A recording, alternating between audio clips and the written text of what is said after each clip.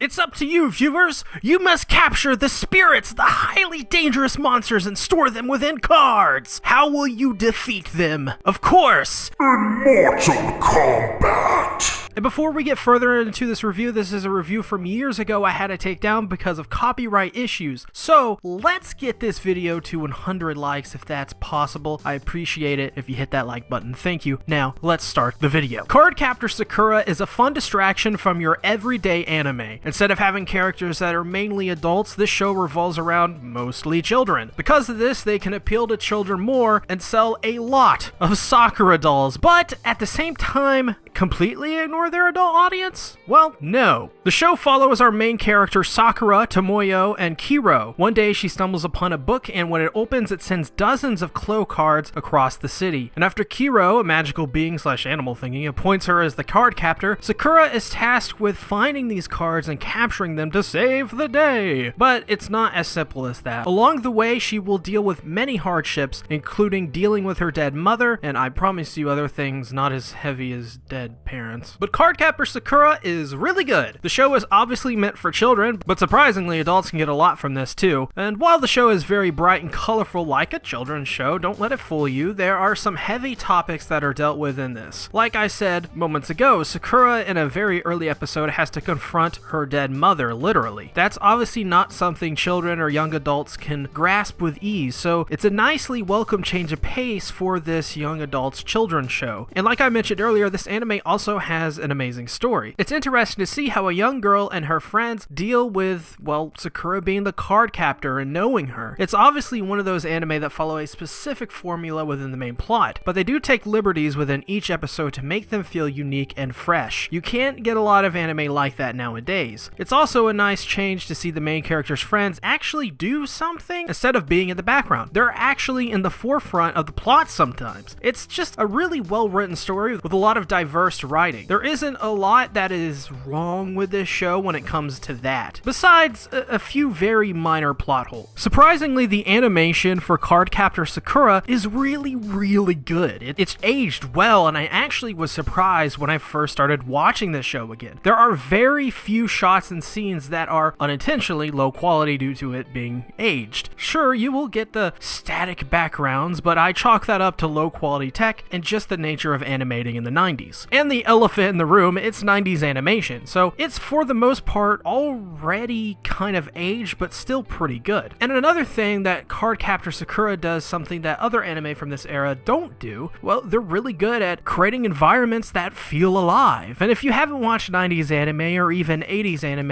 you will know about how hard it was to animate crowds back then. With Cardcaptor Sakura, they actually go out of their way sometimes to animate crowds they may have not needed to. It's very surprising to see things like this because 90s anime, I feel, are so distinguished because of the fact that back then tech and talented artists were a little bit harder to come by. So good on you, Cardcaptor Sakura, for being an overachiever and also having a big studio to back you. Another hard thing to come by in the 90s was good dubbing for English versions of the anime. That's not surprising to anyone. And I am proud to say the dub in this show is pretty solid. Now, that doesn't mean it's perfect, but it's certainly one of the better dubs of the 90s anime. So let's get into it. The show revolves around these three main characters, Tomoyo, Sakura, and Kiro. 2 out of the 3 characters are under the age of 13. So one of the first issues I have is, why the hell does Tomoyo speak like she is in her late 20s or early 30s. Now, this wouldn't be a problem if the voice actress used a kid's voice like Sakura's character, but there